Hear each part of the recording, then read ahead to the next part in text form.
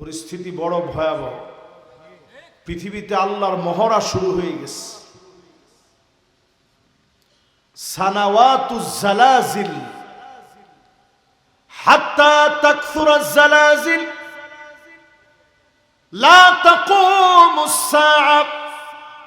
এই দুনিয়া ততদিন পর্যন্ত ধ্বংস হবে না হাত্তা তাকসুরাজ জালাজিল। ভূমিকম্প যখন বেড়ে যাবে, সিরিজ আকারে যখন ভূমিকম্প হবে, বুঝে নেবেন অচিরেই যিনি দুনিয়া ধ্বংস করে দিবেন তিনি কে। প্রিয় ভাইয়েরা আমার, দুনিয়া দিন দিন ধ্বংসের দিকে যাচ্ছে। সানাওয়াতুজ জালাজিল, ভূমিকম্পের সময় চলে আসবে। আজ তাকে দেখেন, একদিনের ভিতরে সারা দুনিয়ার ভিতরে 94টা ভূমিকম্প হয়েছে। বাংলাদেশে একদিনের ভিতরে 2 বার ভূমিকম্প হলো। গত জুমাবারে 10:37 5.7 মাত্রার ভূমিকম্পে কেঁপে উঠল। নরসিংদী থেকে উৎপত্তি হয়ে সারা বাংলাদেশ প্রকম্পিত করে ফেলল। ঢাকা শহরের বিভিন্ন বিল্ডিং এ ফাটল ধরে গেল, এমনকি মিনারার ভিতরে ফাটল ধরে গেছে। দুনিয়ার ভিতরে যখন ভয়ঙ্কর এমন অবস্থা, আপনি তাকায় দেখেন ইথিওপিয়ার দিকে আগ্নেয়গিরি ফেটে পড়েছে। 12,000 বছর ধরে ঘুমন্ত আগ্নেয়গিরি হঠাৎ করে বাংলাদেশের ভূমিকম্পের পরে এই আগ্নেয়গিরি চতুর্দিকে ফেটে পড়েছে। 14 কিলোমিটার দূর পর্যন্ত ছায়া উঠে গেছে। কালো ছাইগুলো 14 কিলোমিটার দূর পর্যন্ত উঠে গেছে। মেঘের সঙ্গে মিশে গেছে ওমানে, ইয়ামেনে, এমনকি উত্তর পাকিস্তানে ভারতের মেঘের সঙ্গে পর্যন্ত মিশে গেছে। তার মানে বোঝা যায় এই আযাব বড় ধরনের আযাব হিসাবে আসতেছে, ঠিক কিনা বলে? যে আয়াতে কারিমা আমি তেলাওয়াত করতেছি, আল্লাহ বছরে একবার অথবা কয়বার ধরে? এই 2025 আর 26 ভয়ঙ্কর বছর হবে। কারণ আপনি তাকায় দেখেন, আযাব আর গজবের যত কাজ আছে সব কাজগুলো আমরা করে ফেলেছি। আগ্নেয়গিরি এমনি ফেটে পড়ে না, আগ্নেয়গিরি এমনি ছড়ায় পড়ে নাই। এই আগ্নেয়গিরিকে আমরা ফাটায় দিয়েছি। এই পৃথিবীর ভিতরে 2 কোটি মুসলমান এখন মার খেয়ে যাচ্ছে। 20 কোটি মুসলমানের মাথার উপরে ছাদ নাই। ক্ষুধা যন্ত্রণায় মুসলমানেরা ত্রাহি ত্রাহি করছে। মাজলুমানের কান্নায় আকাশ ভারী হয়ে গেছে। এই দুনিয়ার ভিতরে আযাব গজব আসবে 15টা কারণে। জোরে বলেন কয় কারণ? আর জোরে জোরে হলো না। এই 15টা কারণ আজকে আপনাদের মাহফিলে আমি বোঝানোর চেষ্টা করব। মাঝে মাঝে আপনাদেরকে পরীক্ষা নিব, মনোযোগ ঠিক আছে কিনা। মনোযোগ আছে সবার? যুবকরা কও আছে? এবার একটু বুঝাই নেই যুবক কারা আর বুড়া কারা। সবিয়ুন মানে শিশুকাল, একেবারে যারা হামাগুড়ি দেয়, নিজের খাবারের কোনো দুশ্চিন্তা নাই, মা খাবার মেখে সন্তানের মুখে উঠায় দেয়, এই সময়টার নাম সবিয়ুন। এরপরের একটা বয়স হচ্ছে গোলামুন, 10 থেকে 15 বছর। আওয়াজ করে বলেন 10 থেকে। এই সময়ে যুবকরা মাত্র যৌবনের দিকে যেতে থাকে। এখন যে আপডেট ভার্সন, খুব তাড়াতাড়ি মানুষ যৌবনে পদার্পণ করে এই মোবাইলের কারণে। তোমার ঠিক তো কয় না? আমার ভাষা বুঝতে কি কষ্ট হয় ভাই? ভাই কোনো কষ্ট হয় না তো? তাহলে এবার একটু মিলায় নেন তো দেখি। 10 থেকে 15 বছরের গোলামুন, যারা মাত্র একটু যুবক হয়েছে, এরকম যুবক এখানে আছে না নাই? এরপরে আমার ভাইয়েরা 15 থেকে নিয়ে 40 পর্যন্ত শাবাব, একেবারে যুবক, যারা কোনো বাধা মানে না, যাদের সামনে কোনো বাধা টিকে না, শক্তি দিয়ে সব করে ফেলতে চায়। এই রকম 15 থেকে 40 বছরের যুবক কম না বেশি? দেখি 15 থেকে 40-এর যারা যুবক আছেন, লিল্লাহে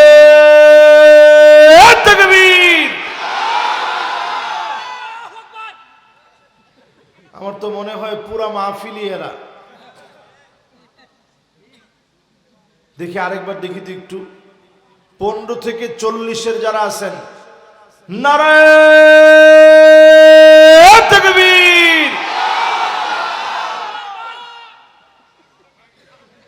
না, সবই তো আপনারা।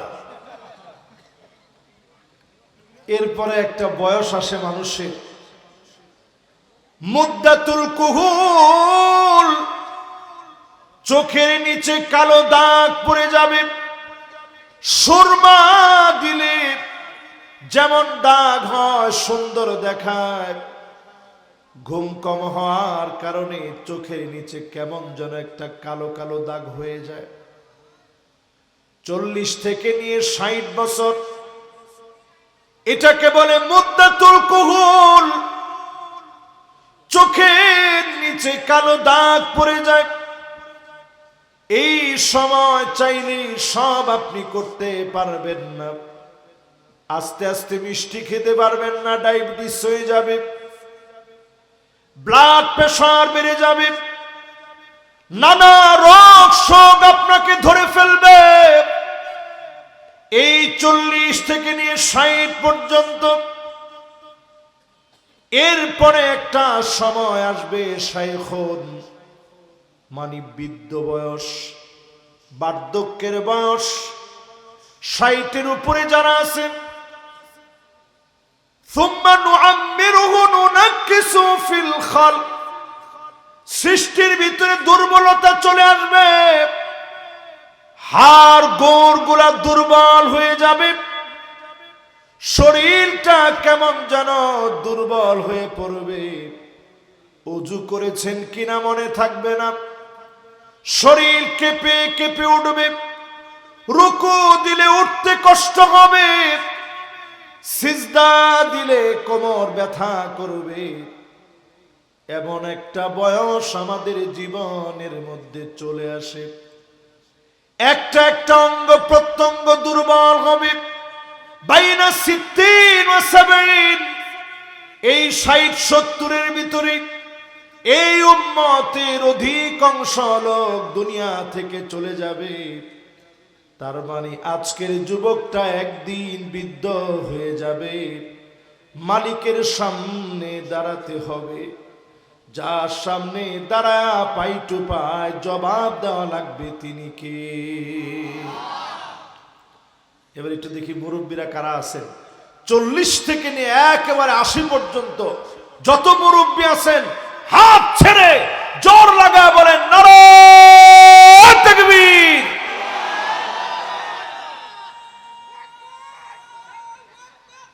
মাশাআল্লাহ মাশাআল্লাহ, এই লোকের খুব ভালো লাগছে আমার কাছে। দেখেন এইরকম একজন যদি, আপনার বয়স কত কত কত হবে? 65। মাশাআল্লাহ, উনি কইছে হুজুর আমার বয়স তো 30 হবে।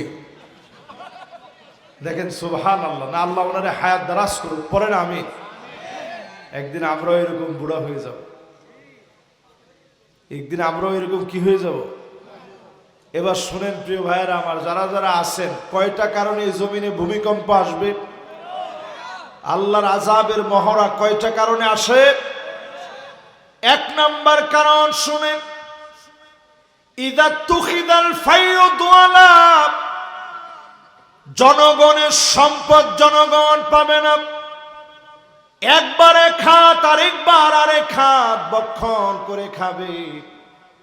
সারা দুনিয়ার ভিতরে দেশে জনগণের সম্পদ কেউ খায় না। আরে কথা কয় না, সবাই এক লগে কম খায়। তাহলে প্রথম যে ভূমিকম্প আসার কারণ, এই কারণ আমরা নিজ হাতে বাংলাদেশে তৈরি করছি। এটাতে তো সবাই ঠিকঠাক কিছুই কয় না। আজকে পরিষ্কার ভাবে জেনে রাখেন, আপনার নেতা যদি আপনার ভোট পেয়ে নির্বাচিত হয়ে যদি আপনার সম্পদ মেরে খায়, এই কারণে জমিনের ভিতরে ভূমিকম্প আসবে। মাশাআল্লাহ, এই তো যুবকরা একটু মাশাআল্লাহ গরম হয়ে গেছে না? তাহলে বলেন তো দেখি, এক নাম্বারটার মিল কি আমাদের বগুড়াতে আছে? সারা বাংলাদেশ ভূমিকম্প এমনি হয় না।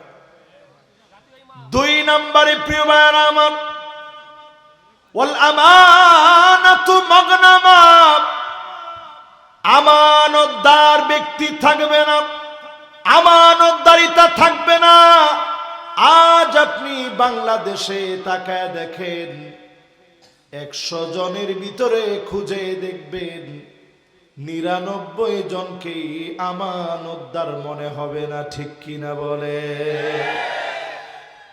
এখন আবার ঠিক কইস। আচ্ছা কন্ত দেখি, এটা কি আসলে ঠিক? আচ্ছা চিন্তা করেন, আজকে থেকে 30 বছর আগে এদেশে ওই রকম কোন ব্যাংকিং ব্যবস্থা ছিল না। মানুষ টাকা রাখতো কার কাছে? আমানতদার ব্যক্তিদের কাছে।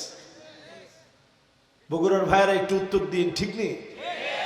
মানুষ গিয়ে বলতো, চাচা আমার ঘরে তো একটা ট্রাঙ্কও নাই, কই রাখবো টাকা, আপনার কাছে রেখে দেন। সুন্দর করে সাজায়া ওই টাকা একটা শাড়ির ভিতরে এরকম সুন্দর করে বাস করে, একটা শাড়ির ভিতরে, কাপড়ের ভিতরে, ট্রাঙ্কের ভিতরে এরকম ভরে রেখে দিত।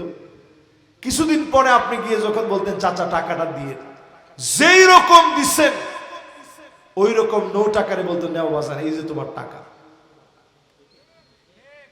ঠিক, কিন্তু এখন আমানতদার লোক নেই, আমানতদার লোক পাওয়া যায় না। আপনি তাকায়া দেখবেন, এই জমিনে এমনি ভূমিকম্প আসে না। অধিকাংশ মুসলমানের সন্তান হয়েও ধার কর্জ নিলে, কর্জ নেওয়ার পরে টাকা ফেরত দেয় না। মিলে মিলে 2 নম্বরে আছেন। কয় নাম্বার?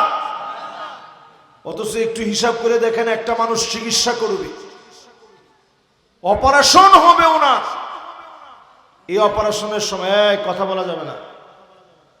বাবা কথা বললে একটু পরে কিন্তু মাহফিল আমি ছেড়ে দিতে হবে। ইয়ং জেনারেশন, তোমরা মাহফিলের দায়িত্বশীল বাজান, তোমরা থাকবে আমার সামনে, তোমরা আমার হাতের লাঠি। মাশাআল্লাহ, তোমরা যদি কথা কও তাহলে হইব। মাশাআল্লাহ, বসেন বাবজানরা, বল।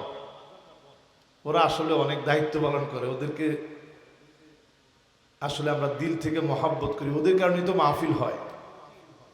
কিন্তু ওরা এখানে কথা বললে আমার হাদিসের এবারত ভুল হবে। এই যে এবারত ভুল হলে যে চোখগুলো তাকায় রয়েছে, কাল কি বলবে দেখছস, হুজুরে কি হাদিস বললো, নাউজুবিল্লাহ, তখন আমি বিপদে পড়ে যাব। ঠিক না ভাই?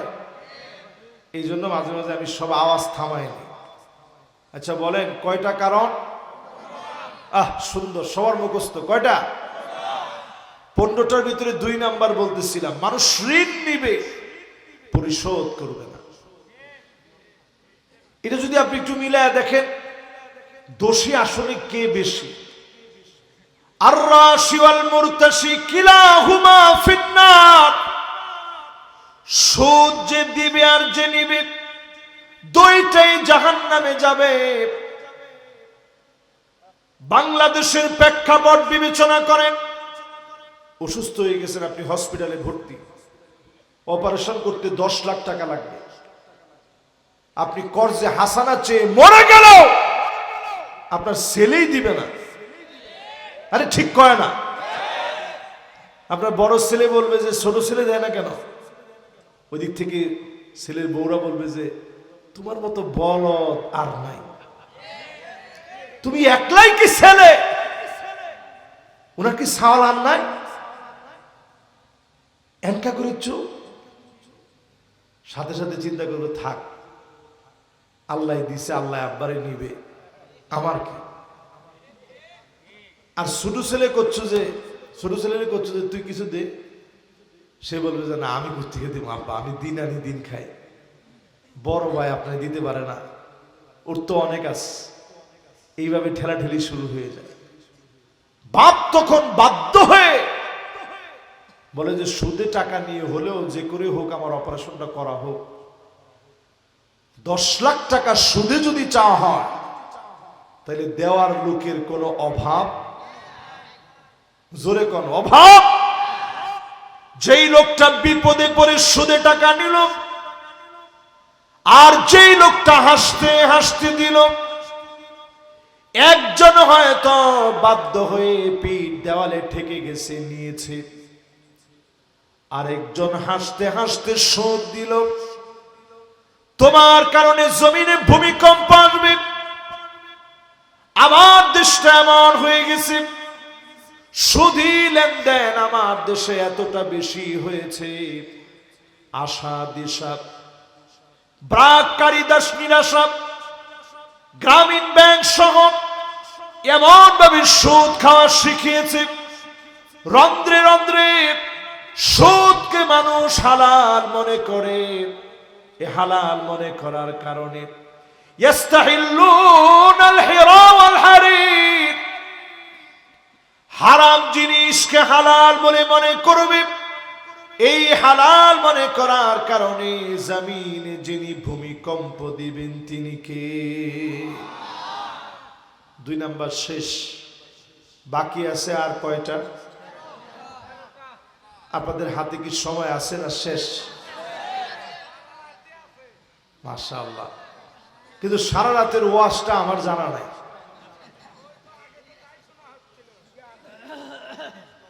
আমার অল্প স্বল্প জ্ঞান, মাশাআল্লাহ মাশাআল্লাহ। 2 জন উঠে যাচ্ছিল, আমি চিন্তা করতেছিলাম যে হায়রে আল্লাহ, মাহফিল মনে হয় লোকেরা বুঝতেছে না। আমি দেখি আবার 3 জন চলে আসতেছে, মাশাআল্লাহ তাড়াতাড়ি আসে। এই যে মাশাআল্লাহ, 2 জন গেছে, 3 জন চলে আসছে, তাইলে আর কোনো আফসোস নেই। কি কন? এবার আসেন প্রিয় ভাইয়ারা আমার, 3 নাম্বার শুনি। এমন সময় আসবে ওয়াযাকাতু মাগরামা, যাকাতকে মানুষ অভিশাপ বলে মনে করবে, যাকাত মানুষ দিবে না। 54 বছর বাংলাদেশ দেখলাম, যাকাত ভিত্তিক সমাজ কায়েম দেখি নাই। আমার দেশে যদি যাকাত ভিত্তিক অর্থনীতিকে ঢেলে সাজানো হয়, দারিদ্র বিমোচন হবে। 5 বছরের আগে বাংলাদেশের চেহারা উন্নত হয়ে যাবে। মাশাআল্লাহ, ঠিক নেই? বুঝেন এটা? বুঝেন বাংলাদেশে যাকাত দেয় কেমনে? বগুড়ার কিছু ধনী লোক আছে, আগের দিন মাইকিং করে, ভাইরা আপনারা শোনেন, অমুক দানবীর আগামী দিন যাকাতের শাড়িয়ার লুঙ্গি দিবে। আপনারা ইনশাআল্লাহ ওনার বাড়ির ঘেটে যাবেন, এরপরে নিতে গিয়ে 10 জন মরবি। তোমার যাকাত, বিশ্বাস করো, এই যাকাত আল্লাহর কাছে চাইরা নাও আদায় আল্লাহর কাছে হয় নাই, ঠিক কিনা বলে? এই সম্পদ সেদিন দাঁড়ায় যাবে, জাহান্নামকে আল্লাহ টেনে নিয়ে আসবেন।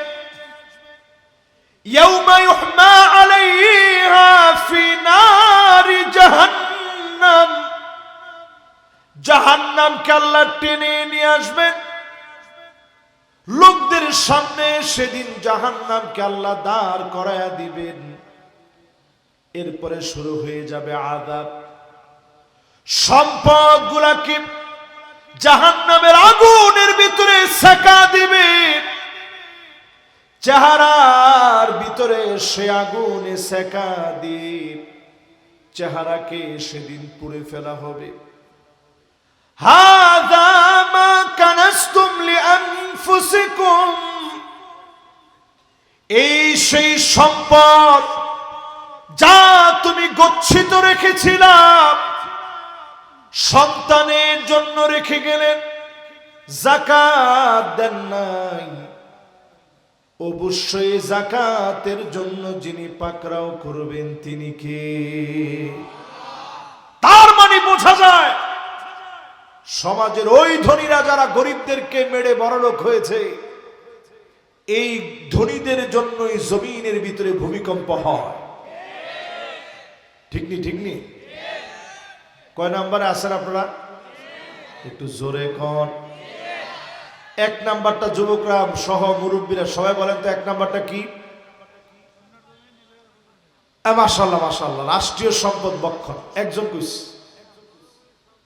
এবার সবাই মিলে বলেন তো, এক নাম্বারটা কি? মাশাআল্লাহ। দুই নাম্বারটা কি? হ্যাঁ হ্যাঁ, মাশাআল্লাহ, লিল্লাহে তাকবীর। একেবারে একের মনোযোগ আছে। তিন নাম্বারটা কি? যাকাত ভিত্তিক সমাজ কায়েম থেকে মানুষ দূরে থাকবে। ভাই লাল গেঞ্জি কোনে যাচ্ছে? বসেন। মাশাআল্লাহ, এরপরও বয় না। মাশাআল্লাহ। বাকিরা আছেন তো আমার সাথে? আমরা কিন্তু 100%-এর আগে কোনো ছুটি নেই। আমার কিন্তু বেশি সময় লাগবে না, 12টার মধ্যে আমি মাহফিল শেষ করব। আমি কিন্তু বহুত আগে এখানে আসি। মাশাআল্লাহ। তাহলে 3 পর্যন্ত আমরা গেছি। এবার কয় নাম্বার? 4 নাম্বারে প্রিয় ভাইরা আমার, ওয়াতুল্লিমা লিগাইরিদ্দিন, মানুষ আলেম হবে, লোকেরা আলেম বলবে বলে মানুষ আলেম হবে, মুফাসসিরে কোরআন বলবে বলে আলেম হবে, খতিব বলবে বলে। এই জায়গাটা আসলে আমরা নিজেরা ধরা খেয়ে যাই। এই বগুড়াতে এখনই মাহফিলে বসা আছে, আমার মাহফিলের কথা বলে 30,000 টাকা মাহফিলের আগেই কমিটির কাছ থেকে হাতায় নিছে।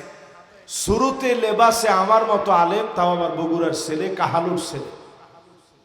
এই মাহফিল কর্তৃপক্ষের লোকেরা আছেন এখানে না গেছেন?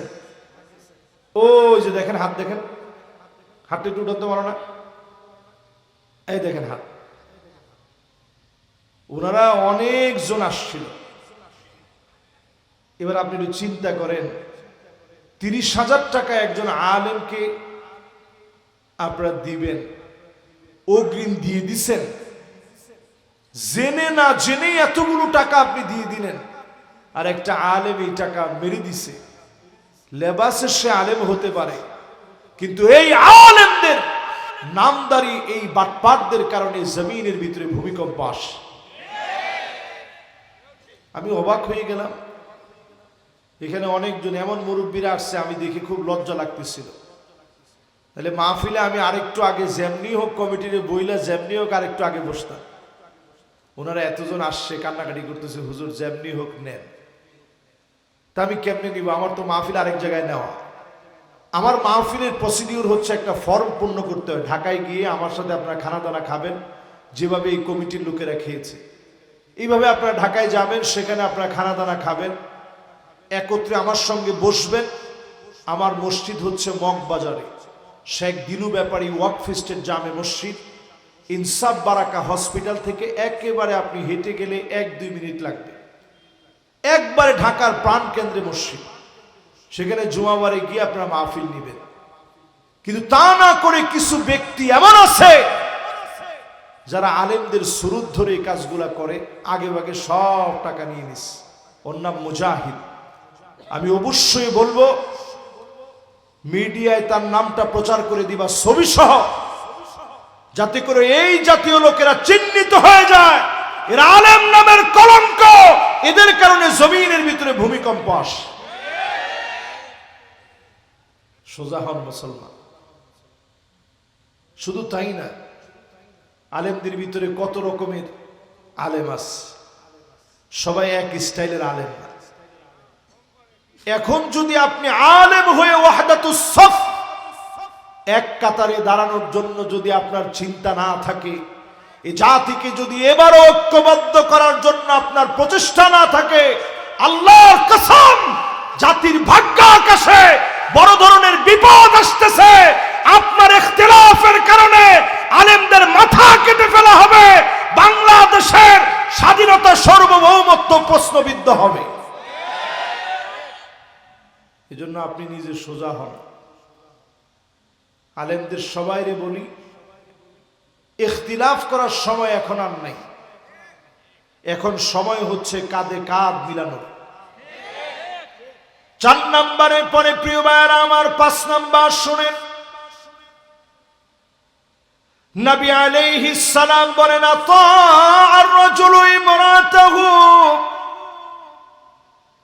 স্ত্রীর কথা স্বামী উঠবে আর বসবে, স্ত্রীর কথা মতো চলবে, এমন সারা বাংলাদেশে হলেও বগুড়ায় না।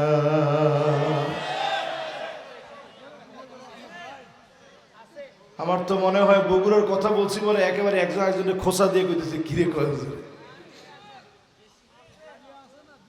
আচ্ছা বলেন তো দেখি, আজ থেকে 30 বছর আগে স্ত্রীর পরামর্শে চলতো না স্বামীর পরামর্শে স্ত্রী চলতো? হায় রে হায়, যুবকরা চিন্তা করতেছে হুজুর বিয়ে শাদী কর্ম চিন্তা করছে, এর মধ্যে এই ওয়াজটা তো না করলেও চলতো। তাহলে এখন একটু আপনি মিলায়া দেখেন, স্ত্রীদের কথায় উঠে আর বসে। স্ত্রী যদি কয় তোমার মা বাপ 1 টাকা দিতে পারবা না, কয় জি হুজুর। মহিলারা চিন্তা করবে এতক্ষণ তো ঠিকই ছিল, ভূমিকম্প অন্যদিকে ছিল, এখন তো হুজুর আমার দিকে নিয়ে আসছে। আচ্ছা এবার একটু বলেন তো দেখি, এরকম মহিলা এখন সমাজের ভিতরে কম না বেশি? মহিলাদের ভিতরে বদ বৈশিষ্ট্য কিছু আছে যেগুলো ইহুদি মহিলাদের মধ্যে ছিল এক সময়, এখন আর নাই। বগুড়া টগুড়া সব সারা বাংলাদেশে নাই। একটু মিলাইয়া দেখেন তো, আর না না সব আমার নামে দেওয়া লাগবে, মা বাপকে 1 টাকা দেওয়া লাগবে না, 1 টাকা দিতে পারবা না, এমন মহিলা এখন আছে না নাই? এটা আগেকার ইহুদি মহিলাদের কাজ ছিল এটা, এখন আইসা আমাদের মহিলাদের ভিতরে ঢুকছে। এরপরে দেখবেন মান্নানা, কথায় কথায় খোঁটা দিবে, আমি দেখে তোমার ভাত খেয়ে গেলাম, অন্য মহিলা হলে পোলাও খেত, এরকম বলে বলে দিনে কতবার? একজনে কইছে হুজুর 1000 বার। ওর বিয়ে করা দরকার নাই বাজার না, 1000 বার কি বলে মহিলারাই কথা? কিছু কিছু বারবার বলে, ঠিক না? এরপরে দেখবেন হান্না না, সারাদিন কষ্ট করে আসছেন, একটু মহাব্বত নিয়ে বলছেন যে 1 গ্লাস পানি দিও তো দেখি, অনেক কষ্ট করে আসছি তো পানি পিপাসা লাগছে। স্ত্রীর সাথে সাথে মুখ বেংসি দিয়ে এমন ভাবে বলছে, আরে পানি দিও, তোমার শখের শেষ নাই। সারাদিন কষ্ট করতে করতে আমি শেষ, উনি আসছে পানি দিও। আপনি কথা শুনে আর বেংসি শুনে আপনি কইতেছেন যে না, পানি পিপাসাই লাগে না। তোমার মুখের এই কথাটা আমার কাছে মধুর মতো লাগে, এই জন্য শুনতে চেয়েছি, বিদায় বলছি। এরকম মহিলা এখন আসে না নাই? এরপরে দেখবেন কান্নানা, এখানে মা বোনদের স্প্যান্ডেল আছে, হায় হায় হায়। তো মা বোনরা মনে মনে বলবে যে হায় রে হুজুর এতক্ষণ তো ঠিক ছিল, কেন এই ওয়াজ ধরলো? এরপরে দেখবেন কান্নানা, এটা কেমন সারাদিন আপনার দেখলেই খেসর খেসর শুরু হয়। আপনি দেখছেন যে একটু আপনি সোফার মধ্যে বসছেন, উঠেন উঠেন, কি হয়েছে? কই যে সোফাটা এখন একটু পরিষ্কার করবো, ঠিকঠাক করবো। গেছেন খাটের মধ্যে শুইতে, এবার বিছনা টানতেছে যে উঠেন উঠেন, বিছনাটা ঠিক করতে হবে। এরকম আছে?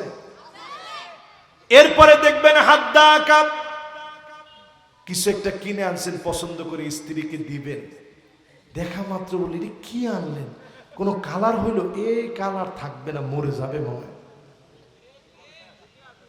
ঠিক।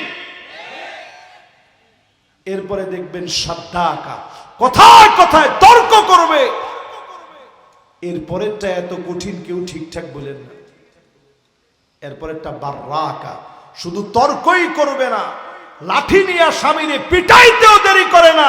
এমন মহিলা সারা বাংলাদেশে থাকলেও বগুড়ায় নয়। আমার তো মনে হয় অন্যগুলা কম থাকলেও এটি একটু বেশি আছে এখন। একজন মুরব্বী বলতেছে হুজুর বগুড়াতেই বেশি। আরে না চাচা, এখন খালি বগুড়ায় না, সারা ওয়ার্ল্ডের ভিতরে এটা বেশি। আজাব তো এমনি আসে না। এরপরে প্রিয় ভাইয়ারা আমার, কয় নাম্বার খেলাছে? কয় নাম্বার? 1 নাম্বারটা বলেন তো কি? 2 নাম্বার, 3 নাম্বার, 4 নাম্বার, হ্যাঁ হ্যাঁ 5 নাম্বার, লিল্লাহে তাকবীর।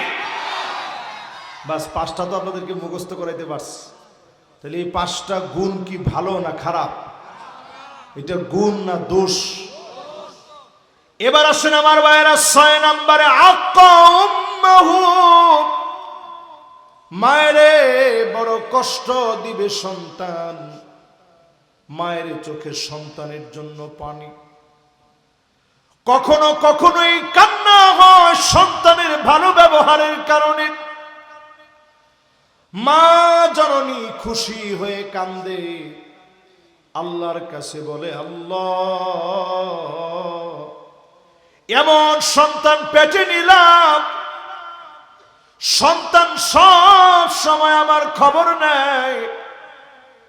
যেই মা সন্তানের উপরে খুশি হয়ে দোয়া করে, আপনি জেনে নেবেন বিপদ আপদ মুসিবতে মায়ের দোয়ার কারণে যিনি আপনার হেফাজত করবেন তিনি কে?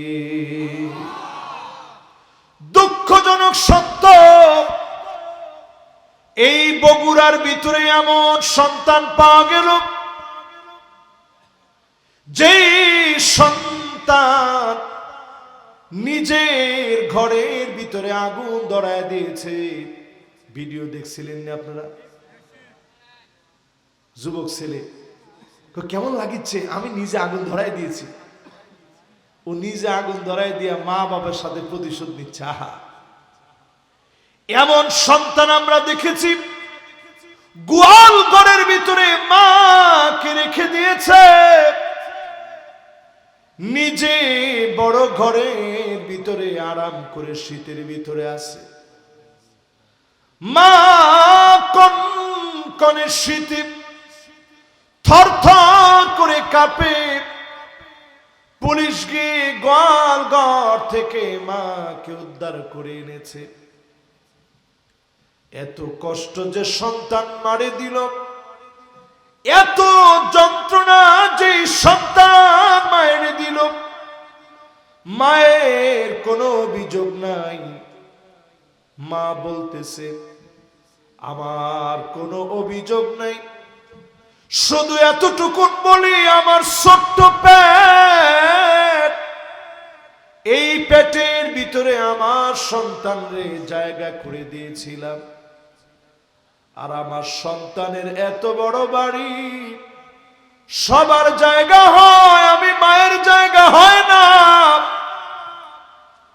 এইটাই শুধু আমার অভিযোগ, সন্তানকে মা এত মহাব্বত করে বড় করে, সেই সন্তান যদি মায়ের ভুলে যায়,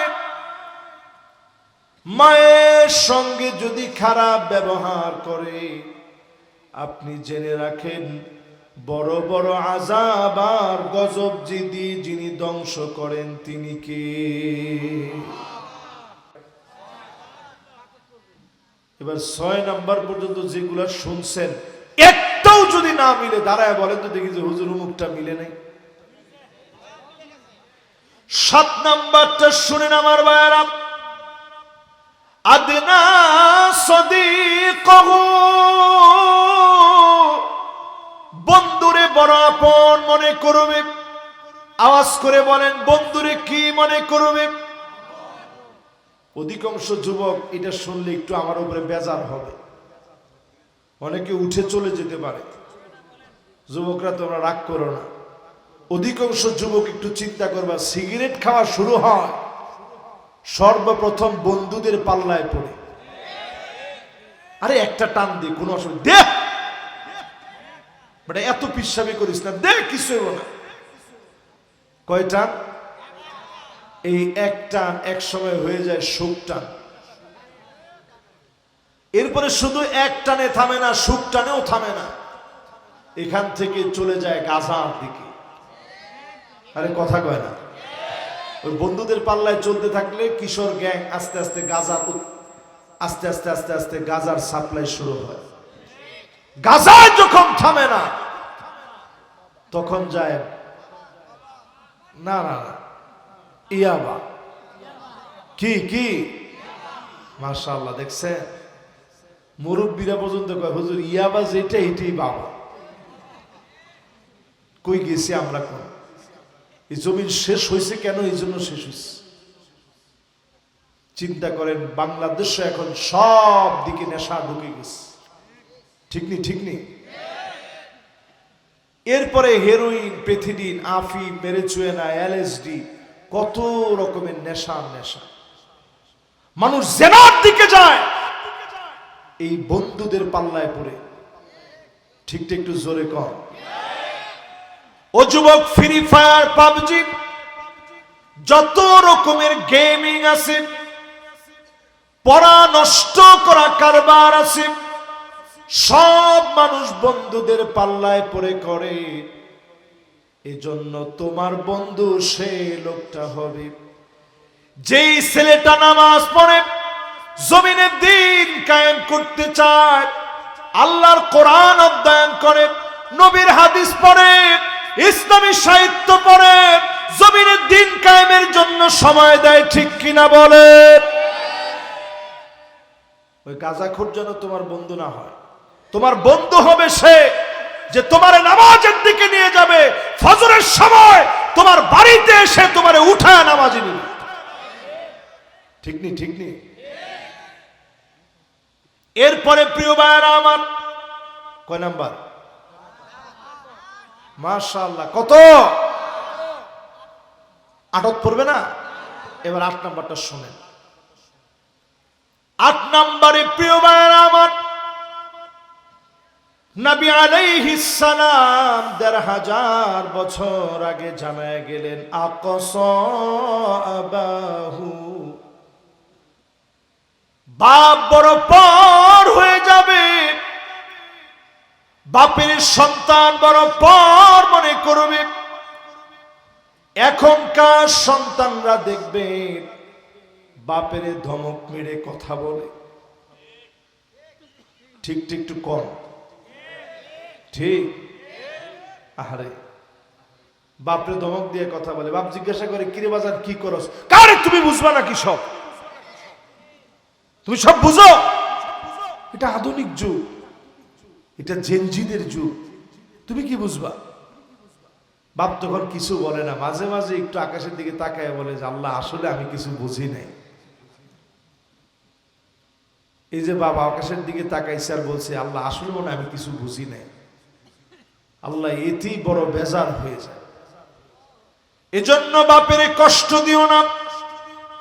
অক্সফোর্ড থেকে বড় ডিগ্রি নিয়ে আসবা তুমি, ক্যামব্রিয়ান বিশ্ববিদ্যালয় থেকে বড় পড়াশোনা করে ডিগ্রি নিয়ে আসবা। বাপ যদি বেজার হয়ে যায়, অনেক বড় ডিগ্রি থাকবে, চাকরিও হয়তো হবে, জীবনের কোন না কোন জায়গায় তুমি বেঁচে যাবা, বিপদে পড়ে যাবা। ও যুবক, তুমি বাপের সঙ্গে সুন্দর আচরণ করো, বাপকে সম্মান দিয়ে কথা বলো। অল্প মেধা দিয়ে তোমাকে যিনি কবুল করে নিবেন তিনি কে? আমরা যখন আজহারে পড়ছি আমরা খুব মেধাবী, এটা আমি কখনো বলবো না। আমাদের চেয়ে অনেক ভালো মেধাবী ছিল। বহু মেধাবীদের ভিড়ে আমার অনেকেই জিজ্ঞাসা করতো যে দেশে গিয়ে কি করবি। আমি এক কথায় বলতাম যে আল্লাহ যদি আমারে খাওয়ায়া খুশি থাকে আমি খুশি, আর যদি আল্লাহ না খাওয়া খুশি থাকে আমার খুশি। খুশি থাকতেই হবে, এটা ছাড়া আমার কোনো লাইন নেই, এটা ছাড়া আমার কোনো গতি নেই। আল্লাহর সিদ্ধান্তে বান্দার খুশি থাকা লাগবে। জোরে করে আল্লাহু আকবার।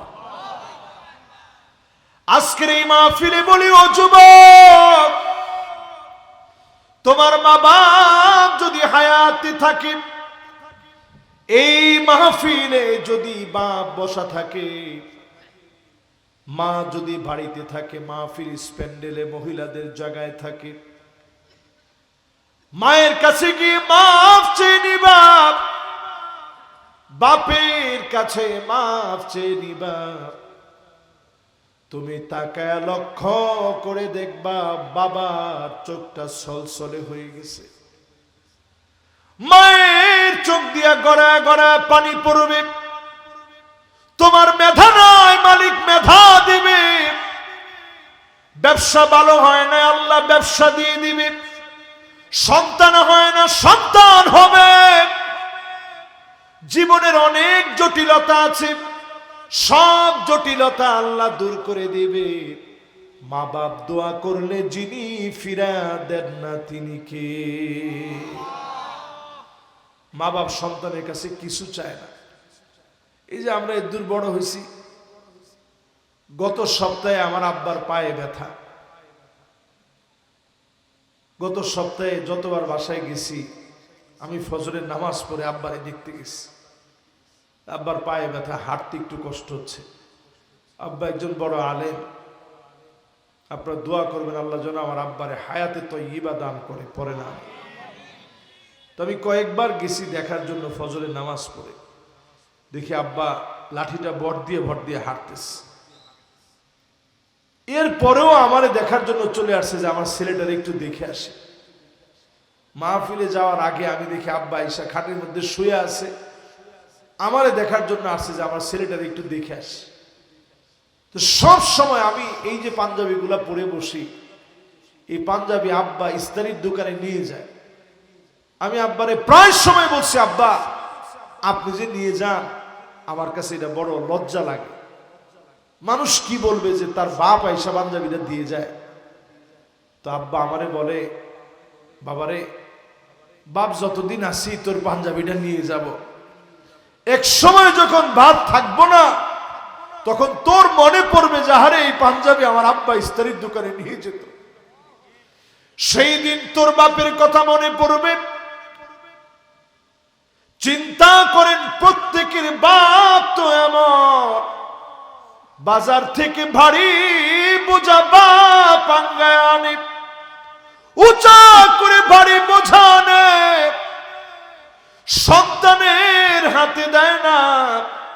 হাতের মধ্যে দাগ পড়ে যাবে, সন্তানটার কষ্ট হবে, বাপ সন্তানের হাতে দেয় না। যে বাপ এত আদর করে, যে বাপ এত মহব্বত করে, যে বাপ সন্তানকে এত মায়া করে, এমন বাপকে যদি আপনি কষ্ট দিয়ে ফেলেন, বুঝবেন আপনার কারণে জমিনে যিনি আযাব দিবেন তিনি কে।